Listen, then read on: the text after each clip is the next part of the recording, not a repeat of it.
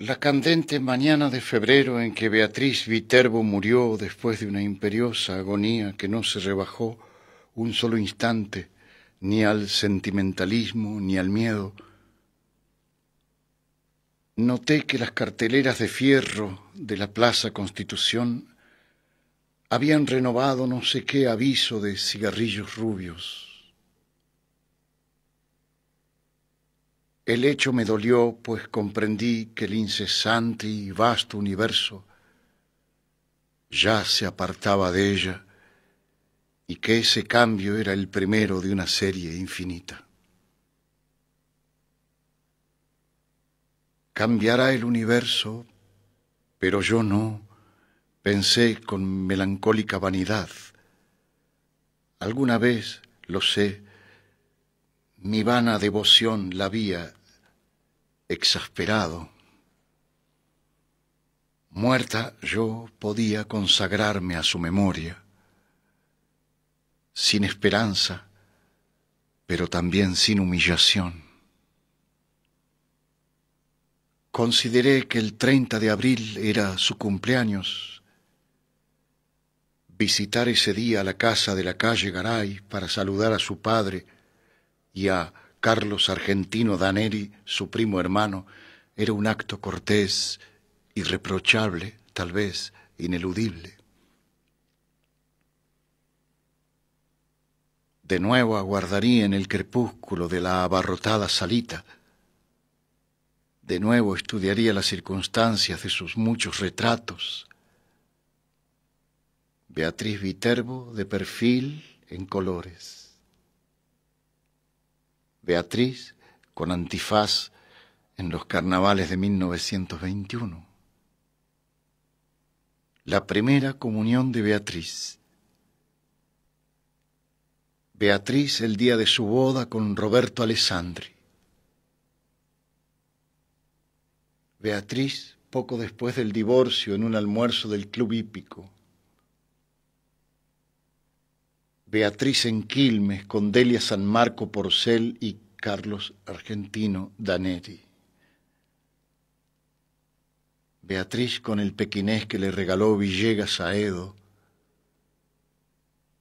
Beatriz de frente y de 3/4 sonriendo, la mano en el mentón.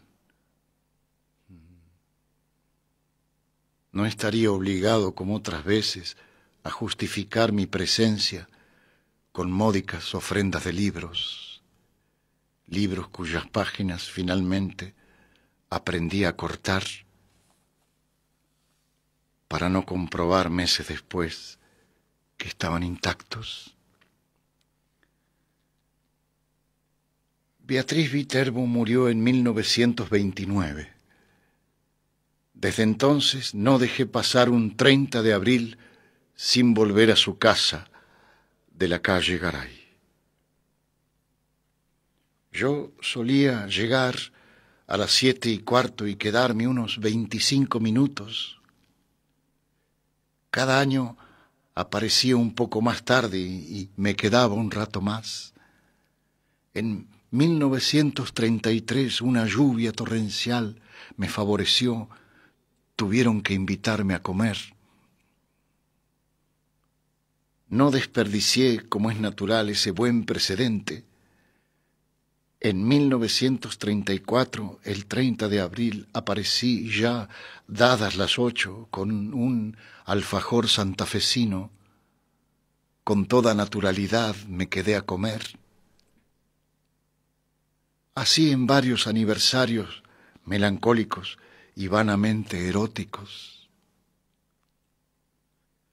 Recibí las graduales confidencias de Carlos Argentino Daneri. Beatriz era alta, frágil, muy ligeramente inclinada.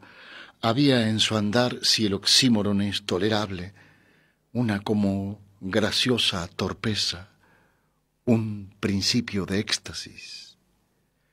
Carlos Argentino es rosado, considerable, canoso, de rasgos finos. Ejerce no sé qué cargo subalterno en una biblioteca ilegible de los arrabales del sur. Es autoritario, pero también es ineficaz. Aprovechaba hasta hace muy poco las noches y las fiestas para no salir de su casa. A 2 generaciones de distancia, la S italiana y la copiosa gesticulación italiana sobreviven en él. Su actividad mental es continua, apasionada, versátil y del todo insignificante.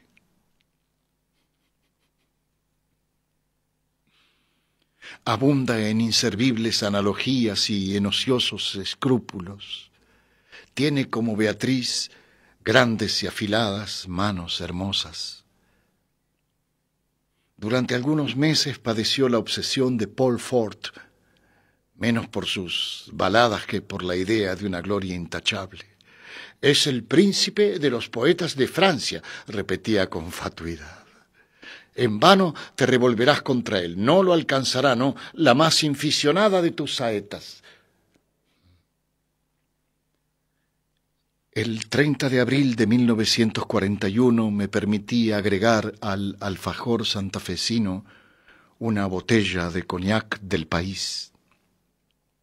Carlos Argentino lo probó, lo juzgó interesante y emprendió al cabo de unas copas una vindicación del hombre moderno. Lo evoco, dijo, como con una animación algo inexplicable. En su gabinete de estudio, como si dijéramos en la torre albarrana de una ciudad, provisto de teléfonos, de telégrafos, de fonógrafos, de aparatos de radiotelefonía, de cinematógrafos, de linternas mágicas, de glosarios, de horarios, de prontuarios, de boletines.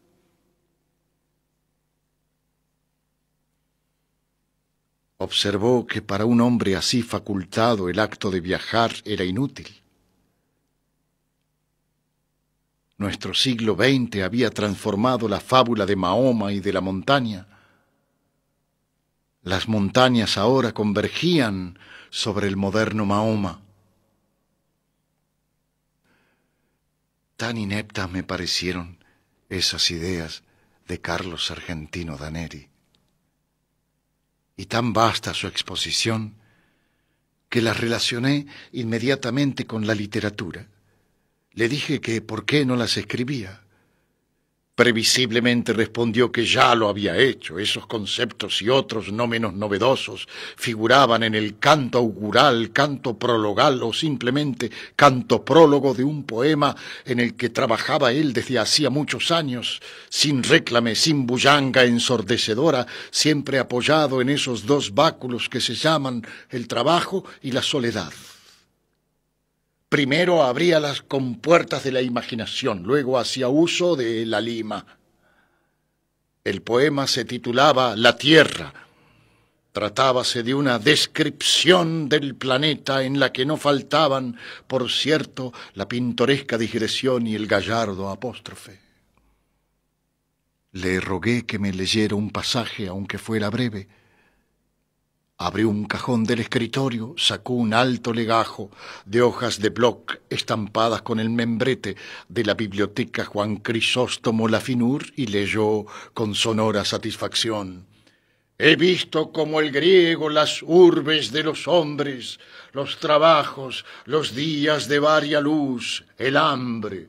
No corrijo los hechos, no falseo los nombres, pero el voyage que narro es autour de ma chambre. Estrofa a todas luces interesante, dictaminó Carlos Argentino. El primer verso granjea el aplauso del catedrático, del académico, del helenista, cuando no de los eruditos a la Violeta, sector considerable de la opinión. El segundo pasa de Homero a Hesíodo, todo un implícito homenaje en el frontis del flamante edificio al padre de la poesía didáctica, no sin remozar un procedimiento cuyo abolengo está en la escritura, la enumeración, conjerío o conglobación. El tercero, barroquismo, decadentismo, culto depurado y fanático de la forma, consta de 2 hemistiquios gemelos. El cuarto, francamente bilingüe, me asegura el apoyo incondicional de todo espíritu sensible a los desenfados envites de la facesia. Nada diré de la rima rara ni de la ilustración que me permite, sin pedantismo, acumular en 4 versos 3 alusiones eruditas que abarcan 30 siglos de apretada literatura. La primera a la Odisea, la segunda a los trabajos y días, la tercera a la bagatela inmortal que nos depara los ocios de la pluma del saboyano. Comprendo una vez más que el arte moderno exige el bálsamo de la risa, el scherzo. Decididamente tiene la palabra Goldoni. Otras muchas estrofas me leyó Carlos Argentino Daneri, que también obtuvieron su aprobación y su comentario profuso. Nada memorable había en ellas, ni siquiera las juzgué mucho peores que la anterior. En su escritura habían colaborado la aplicación, la resignación y el azar. Las virtudes que Daneri les atribuía eran posteriores. Comprendí que el trabajo del poeta no estaba en la poesía, estaba en la invención de razones para que la poesía fuera admirable. Naturalmente, su ulterior trabajo modificaba la obra para él, pero no para otros. La dicción oral de Daneri era extravagante. Su torpeza métrica le vedó, salvo contadas veces, transmitir esa extravagancia al poema.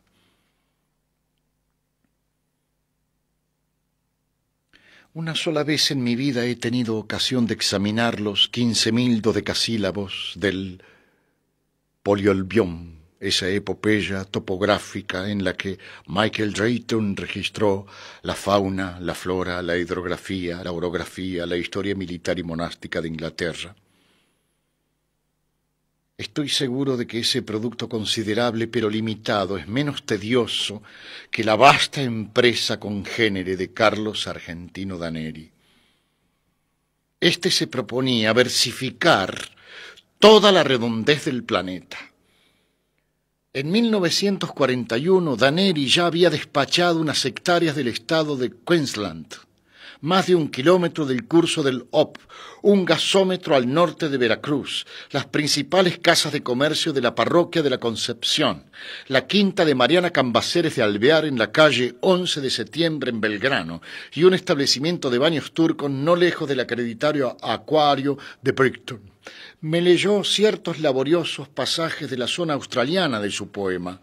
Esos largos e informes alejandrinos carecían de la relativa agitación del prefacio. Copio una estrofa. De la descripción del mundo, de todo el planeta Tierra que hacía Daneri en su poema. Sepan, a man derecha del postio rutinario, viniendo clarestá desde el noroeste, se aburre una osamenta, color blanquiceleste, que da al corral de ovejas catadura de osario. ¡Dos audacias!, gritó con exultación Daneri. Rescatadas, te oigo mascullar por el éxito. ¡Ja! Lo admito, lo admito. Una, el epíteto rutinario, que certeramente denuncia, en passant, el inevitable tedio inherente a las faenas pastoriles y agrícolas, tedio que ni las geórgicas ni nuestro ya laureado don Segundo se atrevieron jamás a denunciar así, como lo denuncio yo, al rojo vivo. Otra, el enérgico prosaísmo se aburre una osamenta, que el melindroso querrá excomulgar con horror, pero que apreciará más que su vida el crítico de gusto viril. Todo el verso, por lo demás, es de muy subidos quilates. El segundo hemistiquio entabla animadísima charla con el lector, se adelanta a su viva curiosidad, le pone una pregunta en la boca y la satisface al instante. ¿Y qué me dices de ese hallazgo blanquiceleste? El pintoresco neologismo sugiere el cielo, que es un factor importantísimo del paisaje australiano. Sin esa evocación resultarían demasiado sombrías las tintas del boceto y el lector se vería compelido a cerrar el volumen, herida en lo más íntimo el alma de incurable y negra melancolía. A medianoche me despedí.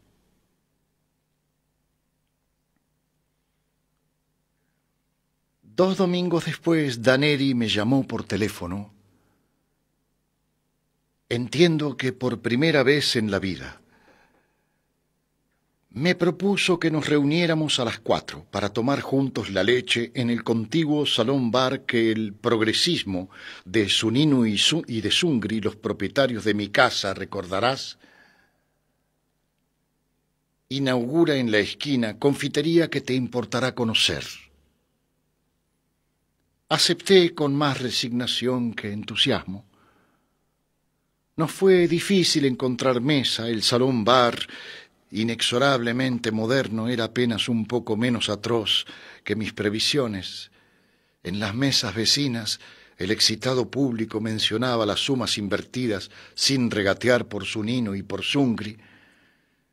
Carlos Argentino fingió asombrarse de no sé qué primores de la instalación de la luz, que sin duda ya conocía, y me dijo con cierta severidad: «Mal de tu grado habrás de reconocer que este local se parangona con los más encopetados de Flores». Me releyó después 4 o 5 páginas del poema. Las había corregido según un depravado principio de ostentación verbal. Donde antes escribió azulado, ahora abundaba el azulino, azulenco y hasta azulillo. La palabra lechoso no era bastante fea para él. En la impetuosa descripción de un lavadero de lanas prefería lactario, lacticinoso, lactescense, lechal. Denostó con amargura a los críticos, luego más benigno los equiparó a esas personas que no disponen de metales preciosos ni tampoco de prensas de vapor, laminadores y ácidos sulfúricos para la acuñación de tesoros, pero que pueden indicar a los otros el sitio de un tesoro. Acto continuo censuró la prologomanía, de la que ya hizo mofa en la donosa prefación del Quijote el príncipe de los ingenios. Admitió, sin embargo, que en la portada de la nueva obra convenía el prólogo vistoso, el espaldarazo firmado por el plumífero de garra de fuste. Agregó que pensaba publicar los cantos iniciales de su poema. Comprendí entonces la singular invitación telefónica. El hombre iba a pedirme que prologara su pedantesco fárrago. Mi temor resultó infundado.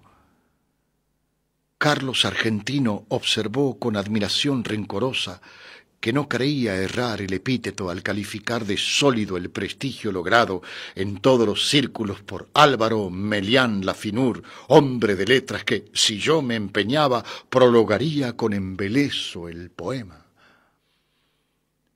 Para evitar el más imperdonable de los fracasos, yo tenía que hacerme portavoz de 2 méritos inconcusos: la perfección formal y el rigor científico. Porque ese dilatado jardín de tropos, de figuras, de garanuras, no tolera un solo detalle que no confirme la severa verdad.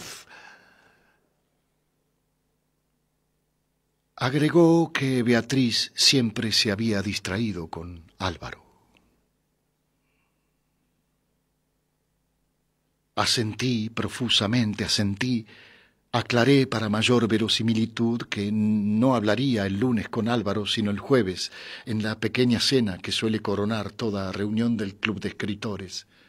No hay tales cenas, pero es irrefutable que las reuniones tienen lugar los jueves, hecho que Carlos Argentino Daneri podía comprobar en los diarios y que dotaba de cierta realidad a la frase que dije.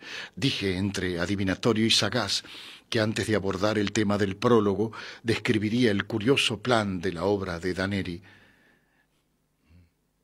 Nos despedimos.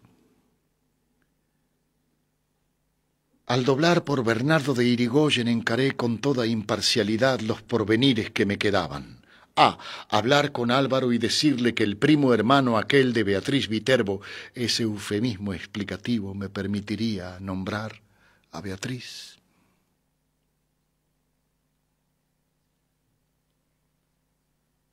Había elaborado un poema que parecía dilatar hasta lo infinito las posibilidades de la cacofonía y del caos. No hablar con Álvaro. preferí lúcidamente que mi desidia optaría por B.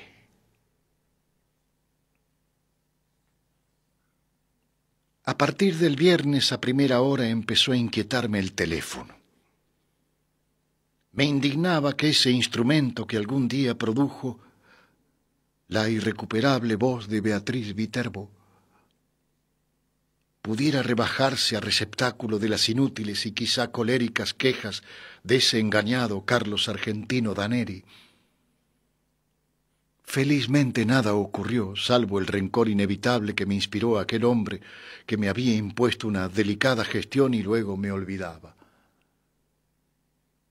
El teléfono perdió sus terrores, pero a fines de octubre Carlos Argentino Daneri me habló. Estaba agitadísimo. No identifiqué su voz al principio. Con tristeza y con ira balbuceó que esos ya ilimitados Zunino y Zungri, so pretexto de ampliar su desaforada confitería, iban a demoler su casa de la calle Garay. La casa de mis padres, mi casa, la vieja casa inveterada de la calle Garay, repitió quizá olvidando su pesar en la melodía. No me resultó muy difícil compartir su congoja. Ya cumplidos los 40 años, todo cambio es un símbolo detestable del paisaje del tiempo. Además, se trataba de una casa que para mí aludía infinitamente a Beatriz. Quise aclarar ese delicadísimo rasgo. Mi interlocutor no me oyó. Dijo que si Zunino y Zungri persistían en ese propósito absurdo de demoler la casa, el doctor Zuni, su abogado, los demandaría ipso facto por daños y perjuicios y los obligaría a abonar 100.000 nacionales. El nombre de Zuni me impresionó. Su buffet en Caseros y Tacuarí es de una seriedad proverbial. Interrogué si éste se había encargado ya del asunto. Daneri dijo que le hablaría esa misma tarde.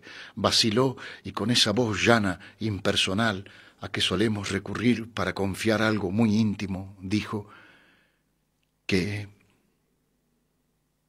para terminar el poema le era indispensable la casa, pues en un ángulo del sótano de la casa había un Aleph.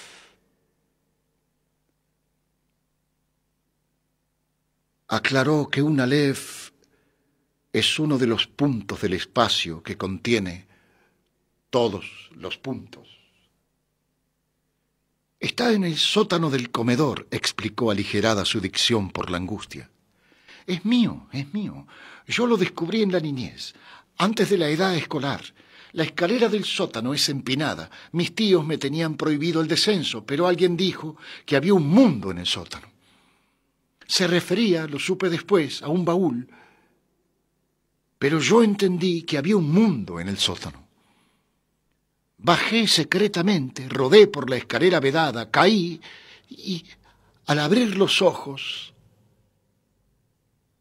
vi el Aleph. ¿El Aleph? Sí, el lugar donde están, sin confundirse, todos los lugares del orbe vistos desde todos los ángulos.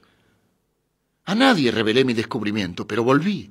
El niño no podía comprender que le fuera deparado ese privilegio para que el hombre burilara el poema.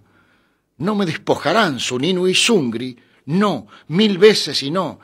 Código en mano, el doctor Zuni probará que es inajenable mi Aleph. Traté de razonar. Pero ¿no es muy oscuro el sótano? La verdad no penetra en un entendimiento rebelde. Si todos los lugares de la tierra están en el Aleph, ahí estarán todas las luminarias, todas las lámparas, todos los veneros de luz. Iré a verlo inmediatamente. Corté antes de que pudiera emitir una prohibición. Basta el conocimiento de un hecho para percibir en el acto una serie de rasgos confirmatorios antes insospechados. Me asombró no haber comprendido hasta ese momento que Carlos Argentino Daneri era un loco. todos esos Viterbo por lo demás. Beatriz, yo mismo suelo repetirlo, era una mujer, una niña de una clarividencia casi implacable, pero había en ella negligencias, distracciones, desdenes, verdaderas crueldades que tal vez reclamaban una explicación patológica. La locura de Carlos Argentino me colmó de maligna felicidad. Íntimamente siempre nos habíamos detestado.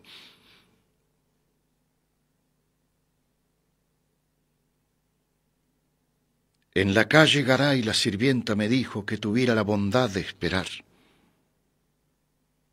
El niño estaba como siempre en el sótano revelando fotografías. Junto al jarrón sin una flor, en el piano inútil, sonreía, más intemporal que anacrónico, el gran retrato de Beatriz Viterbo en torpes colores. No podía vernos nadie. En una desesperación de ternura me aproximé al retrato y le dije: Beatriz, Beatriz, Beatriz Elena Viterbo, Beatriz querida. Beatriz, perdida para siempre. Soy yo, soy Borges. Carlos entró poco después. Habló con sequedad. Comprendí que no era capaz de otro pensamiento que de la perdición de la Aleph. «Una copita de pseudo coñac», ordenó, «y te zampuzarás en el sótano. Ya sabes, el decúbito dorsal es indispensable. También lo son la oscuridad, la inmovilidad, cierta acomodación ocular. Te acuestas en el piso de baldosas y fijas los ojos en el 19º escalón de la pertinente escalera. Me voy, bajo la trampa y te quedas solo en el sótano, Borges. ¿Algún roedor te mete miedo? Fácil empresa. A los pocos minutos ves el Aleph. El microcosmo de alquimistas y cabalistas. Nuestro concreto amigo proverbial. El multum in parvo. Y en el comedor agregó: claro que si no lo ves, tu incapacidad no invalida mi testimonio. Baja. Muy en breve podrás entablar un diálogo con todas las imágenes de Beatriz Viterbo.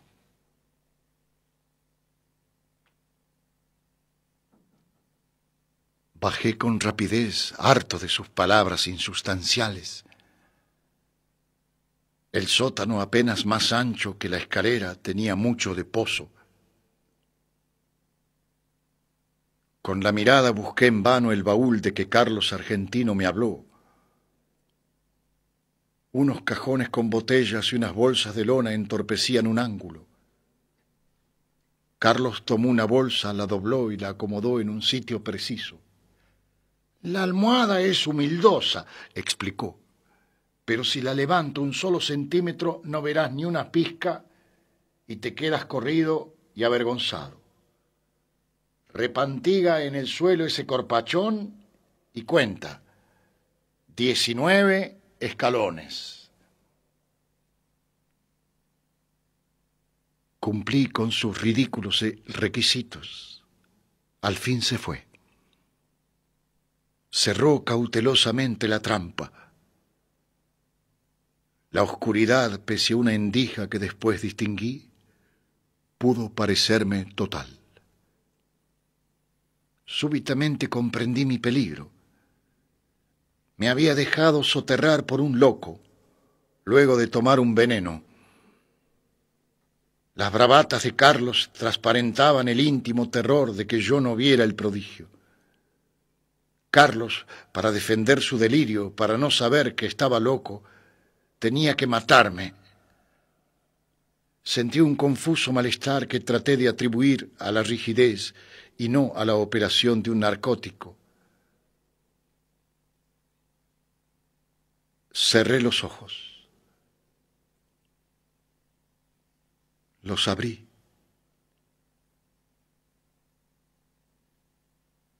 Entonces vi el Aleph.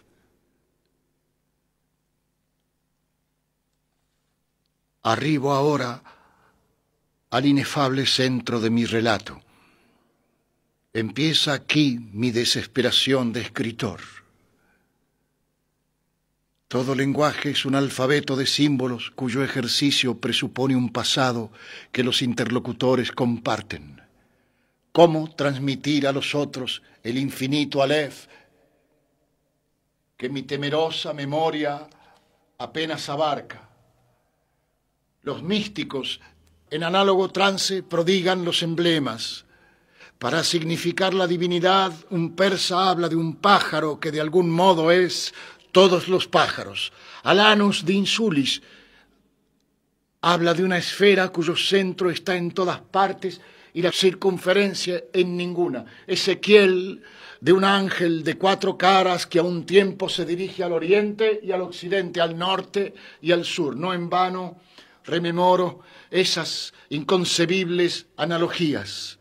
Alguna relación tienen con el Aleph. Quizá los dioses no me negarían un hallazgo de una imagen equivalente, pero este informe quedaría contaminado de literatura, de falsedad. Por lo demás, el problema central es irresoluble, la enumeración siquiera parcial de un conjunto infinito. En ese instante gigantesco he visto millones de actos deleitables o atroces. Ninguno me asombró como el hecho de que todos ocuparan el mismo punto, sin superposición y sin transparencia. Lo que vieron mis ojos fue simultáneo, lo que transcribiré sucesivo, porque el lenguaje lo es. Algo, sin embargo, recogeré. En la parte inferior del escalón, hacia la derecha, vi una pequeña esfera tornasolada de casi intolerable fulgor.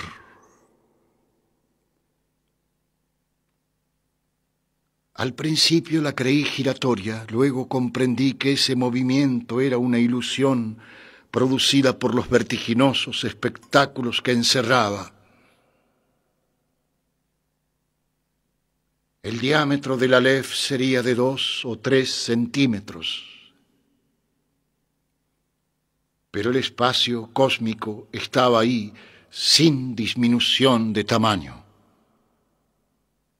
Cada cosa, la luna del espejo, digamos, era infinitas cosas, porque yo claramente la veía desde todos los puntos del universo.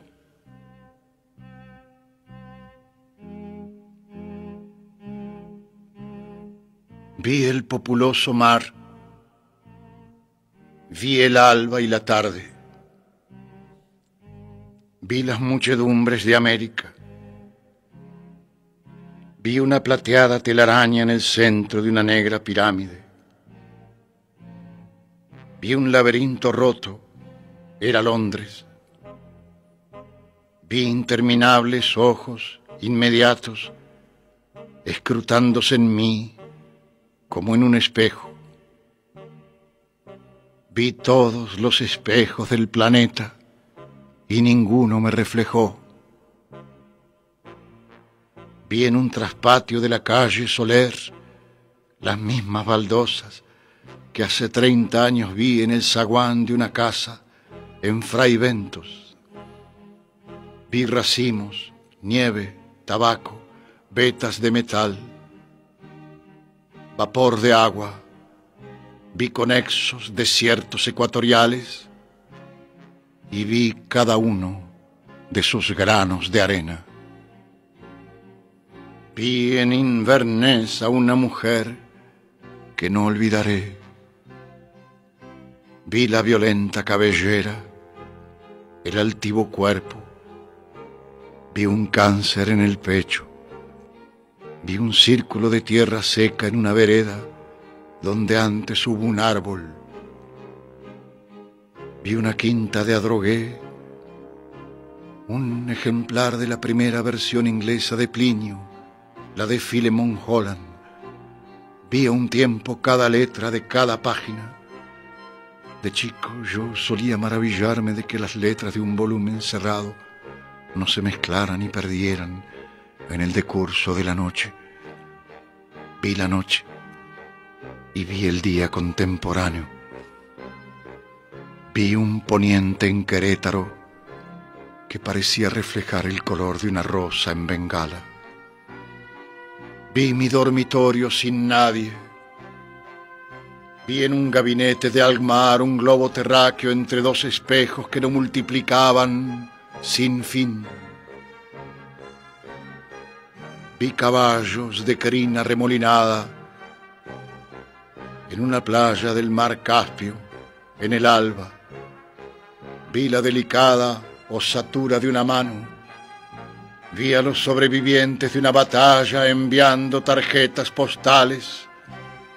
Vi en un escaparate de Mirzapur una baraja española. Vi las sombras oblicuas de unos helechos en el suelo de un invernáculo. Vi tigres, émbolos, bisontes, marejadas y ejércitos. Vi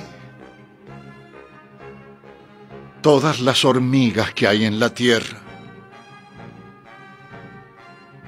Vi un astrolabio persa. Vi en un cajón del escritorio y la letra me hizo temblar. Cartas obscenas, increíbles, precisas, que Beatriz Viterbo había dirigido a Carlos Argentino Daneri. Vi un adorado monumento en la Chacarita. Vi la reliquia atroz de lo que deliciosamente había sido Beatriz Viterbo.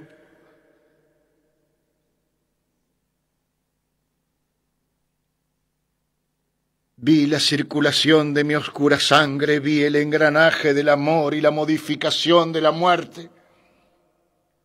Vi el Aleph desde todos los puntos, vi en el Aleph la tierra y en la tierra otra vez el Aleph y en el Aleph la tierra. Vi mi cara y mis vísceras, vi tu cara y sentí vértigo y lloré porque mis ojos habían visto ese objeto secreto y conjetural cuyo nombre usurpan los hombres, pero que ningún hombre ha mirado.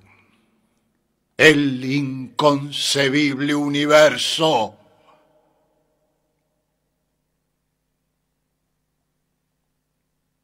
Sentí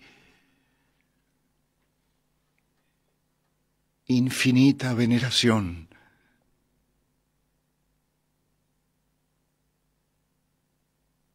Infinita lástima.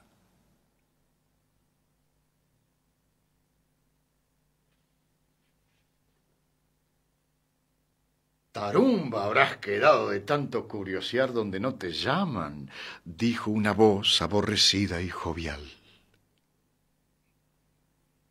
Aunque te devanes los sesos, no me pagarás en un siglo esta revelación. ¡Qué observatorio formidable, Che Borges! Los zapatos de Carlos Argentino ocupaban el escalón más alto. En la brusca penumbra acerté a levantarme y a balbucear. Formidable, sí, formidable. La indiferencia de mi voz me extrañó. Ansioso, Carlos Argentino Daneri insistía. ¿Lo viste todo bien, en colores? En ese instante concebí mi venganza. Benévolo, manifiestamente apiadado, nervioso, evasivo, agradecí a Carlos Argentino Daneri la hospitalidad de su sótano y lo insté a aprovechar la demolición de la casa para alejarse de la perniciosa metrópoli que a nadie, créame, que a nadie perdona. Me negué con suave energía a discutir el Aleph. Lo abracé al despedirme y le repetí que el campo y la serenidad son dos grandes médicos. en la calle, en las escaleras de Constitución, en el subterráneo, me parecieron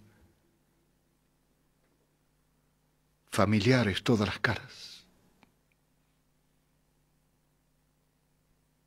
Temí que no quedara una sola cosa capaz de sorprenderme. Temí que no me abandonara jamás la impresión de volver.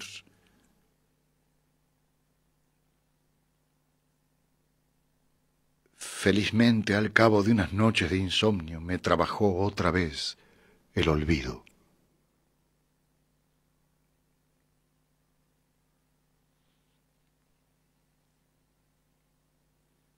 Postdata del 1 de marzo de 1943.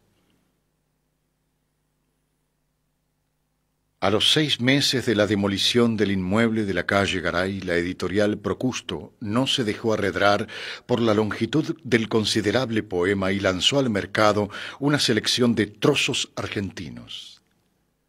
Huelga repetir lo ocurrido. Carlos Argentino Daneri recibió el segundo Premio Nacional de Literatura. El primero fue otorgado al doctor Aita, el tercero al doctor Mario Bonfanti. Increíblemente mi obra, Los naipes del Taur, no logró un solo voto. Una vez más triunfaron la incomprensión y la envidia. Hace ya mucho tiempo que no consigo ver a Daneri. Los diarios dicen que pronto nos dará otro volumen. Su afortunada pluma, no entorpecida ya por el Aleph, se ha consagrado a versificar los epítomes del doctor Acevedo Díaz. 2 observaciones quiero agregar, una sobre la naturaleza del Aleph, otra sobre su nombre. Este, como es sabido, es el de la primera letra del alfabeto de la lengua sagrada. Su aplicación al disco de mi historia no parece casual.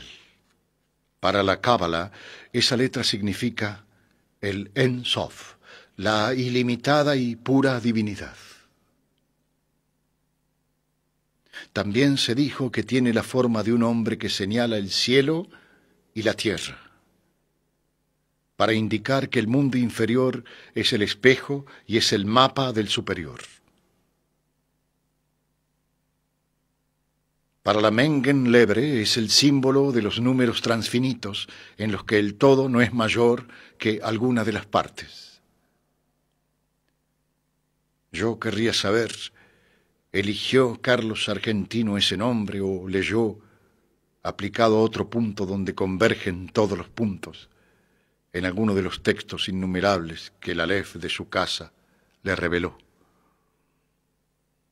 Por increíble que parezca, yo creo que hay o que hubo otro Aleph.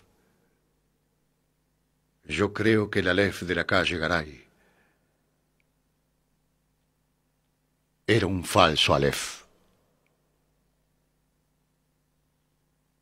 Doy mis razones. Hacia 1867 el capitán Barton ejerció en el Brasil el cargo de cónsul británico. En julio de 1942, Pedro Enríquez Ureña descubrió en una biblioteca de Santos un manuscrito suyo que versaba sobre el espejo que atribuye el Oriente a Iskandar su al-Qarnayn o Alejandro Bicorno de Macedonia. En su cristal se reflejaba el universo entero. Barton menciona otros artificios congéneres. La séptuple copa de Kai Khosrou, el espejo que Tariq Ben Seyah encontró en una torre, las 1001 noches. Cuento 272. El espejo que Luciano de Samosata pudo examinar en la luna. La lanza especular que el primer libro del Satiricón de Capella atribuye a Júpiter. El espejo universal de Merlín, redondo y hueco y semejante a un mundo de vidrio. Y añade estas curiosas palabras: pero los anteriores, además del defecto de no existir, son meros instrumentos de óptica. Los fieles que concurren a la mezquita de Amr en el Cairo saben muy bien que el universo está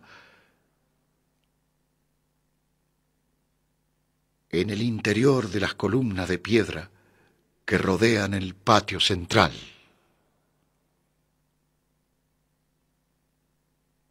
Nadie, claro está, puede verlo, pero quienes acercan el oído a la superficie declaran percibir al poco tiempo su atareado rumor. La mezquita data del siglo VII. Las columnas proceden de otros templos de religiones anteislámicas, pues como ha escrito Ibn Khaldún, en las repúblicas fundadas por nómadas es indispensable el concurso de forasteros para todo lo que sea albañilería.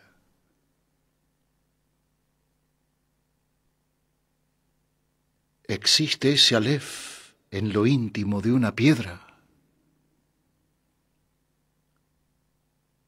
Lo he visto cuando vi todas las cosas y lo he olvidado.